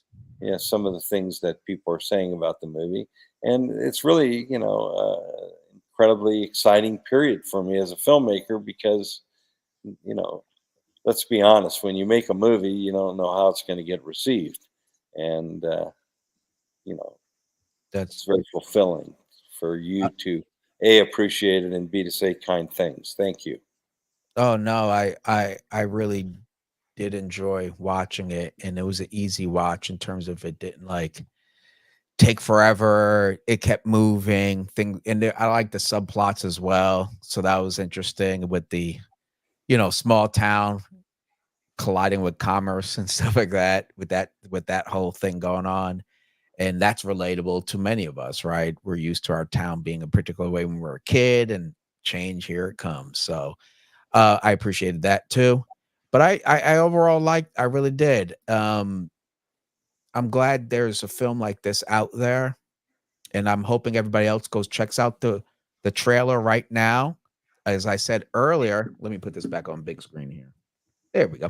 I left the link, the direct link to watch the trailer in the description section down below. It's pinned at the top of this super chat for anybody that wants to go check this out. Now, Jay, since we're hitting the tail end of my show here, where can they follow you, contact you, or anything else, or learn more about you and what you're up to? This is where well, number one, I can be reached on my website, jsilvermanproductions.com. We're on Facebook. We're also Camera. The movie is on Facebook. Hold on one second. I'm going to just. This is where your youth comes in, and mine is a little delayed here. Hold on one second. I need to No look up worries. on Instagram. We're on Instagram, and it's called Camera the Movie, and you can go to Jay Silverman Productions on Instagram too. But it's kind of redundant right now because we're pushing the movie. And there's some wonderful clips on Instagram and on Facebook that promote what I consider to be, wonderful moments in the movie that are symbolic of not only storytelling but the quality of the film, which we've been talking about. Which I enjoy for sure, because I know how difficult it can be, and makes me appreciate it that much more. That's why when I noticed your composition, and I noticed the lighting, and I noticed how it was shot, the handheld versus dollies, etc. So I appreciate those creative choices. Um, with that said, everybody, I want everybody to make sure you go ahead and check out that trailer, as I mentioned earlier. Jay, I'm sure, has got more creative tricks up his sleeve. I can't wait to find out. And hopefully, Jay, you keep me posted, okay? Because I'd love to share more if it, to my audience, especially about your creative process.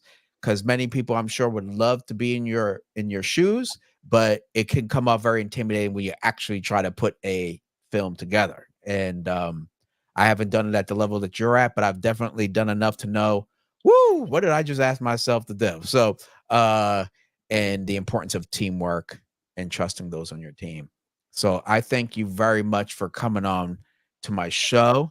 Please let Beth know that I'll email her, but tell her I said thank you very much for even reaching out and considering my humble podcast. And I learned a lot. So thank you very much.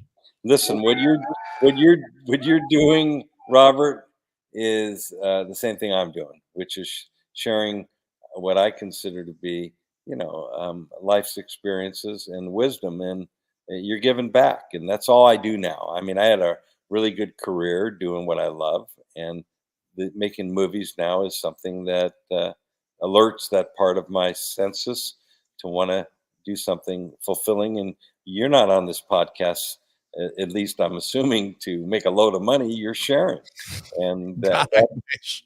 But no, that's not the case, my man. I heard you just cut a deal with Spotify for $100 million. Oh, is that right? It Did must I have get been the another wrong Robert Walker Silver. here? Yeah, that's the wrong black Jewish guy. So I'll tell you that right now. So I don't know what to tell you. But I wish if they got the wrong number, I'll give it the right number if they need to check. But no, on a serious level, this is a passion. I work all day as a video content producer for a tech company, and I have my own little humble clients that thankfully trust me and pay me what I ask. And so I respect the game. I respect the hustle, right? And so when I saw this project, I'm like, wow, that's why I could appreciate what you've done that much more, not just on a result level, but on the process level. Like, wow, that must have been, I could see the difficulties, also the creative genius behind certain things. And like, oh, that's interesting. I wonder why you chose that creative choice. So I respect it. And thank you very much again for jumping on. I'm going to tune out with my audience. If you have any questions, comments, concerns about Jay, make sure you go check him out. As I said, at Jay Silverman Productions, which is right over here. There we go. And then Malcolm says thanks, obviously, right there. I like Malcolm. Malcolm moved the whole story even further than it should have been. Yeah, Malcolm is awesome. He has a live stream every Monday, and he talks all about videography. So you might want to holler at him, but he shoots Sony. So I'm not sure if you guys shooting Sony on your sets, but he's a huge Sony buff. And so shout out to Sony. I talk Nikon and Panasonic on my channel a lot. We all have our nerdy things we like. Oh, wait, hold on. I'm so sorry. All right. So with that, Jay, I'm gonna put you on the back here so I could exit my live stream. I have to be done by 7. I have actually work to do for work for another hour. Okay. Yeah, Thank I'm not you done. so much for having me on. No, no, thank you for taking the time to share your story, your experience, and most importantly, your time with me in my podcast. I want to do more of these and bring other professionals. So if your cinematographer wants to give a little something, I'd love to talk to your DP or whoever, because I want to just bring more insight aside from just me yapping at my subs. I want them to gain some professional insight from those like yourself, and to realize that not only you don't have to have the Michael Bay budget, but you can also, there are certain key elements that just make a winner. You have a solid team. I could hear the trust you have in them. And I think that's valuable for my subs to hear. Well, it's my pleasure. And it was, I look forward to, I'm going to introduce my cinematographer to you. And I think you'd find it, especially because he's also a photographer. Awesome. Yeah, I would love to. We'll set up something, book him. I'll have him on a show, and I'm going to switch my show from Thursday because they need me to record more at work, so I gotta switch it to a different day. So I gotta see which day. But absolutely, have him reach out to me. You have my contact. You got absolutely, give him my cell phone, everything, and I'll get it squared away. And I'll be more than proud to talk about his work as well as this film and his perspective. Well, thank you so much, Robert. I'm going to check out now and finish your show with pride, okay? Thank you very much. I appreciate you. Have a great day, okay? Bye-bye. Bye-bye. All right, everybody. So with all that said, I hope you enjoyed my conversation with Jay Silverman of the awesome feature film Camera, okay? Come on. Yeah. And what I want you all to do, if you get the chance, is check out that trailer. I pinned it to the top of the super chat, but most importantly, I put it in the description section down below for you to check it out. And as he said, it just got released this Tuesday. What? Oh, yeah. That's right, Randy Savage. This Tuesday. So make sure you go check that out, support it. We got to support each other, local creatives, right? Even if, he's in LA, he's not local to me. I'm in the Bay Area, but nonetheless, he's an independent creative. We need to support. And a lot of times a like, a share, a comment is such an easy way to show your love. And with that said, make sure you go ahead and smash that like button and share and subscribe to my channel. And yes, press that bell icon to get notifications for my upcoming content. I do, hold on, let me wind this down.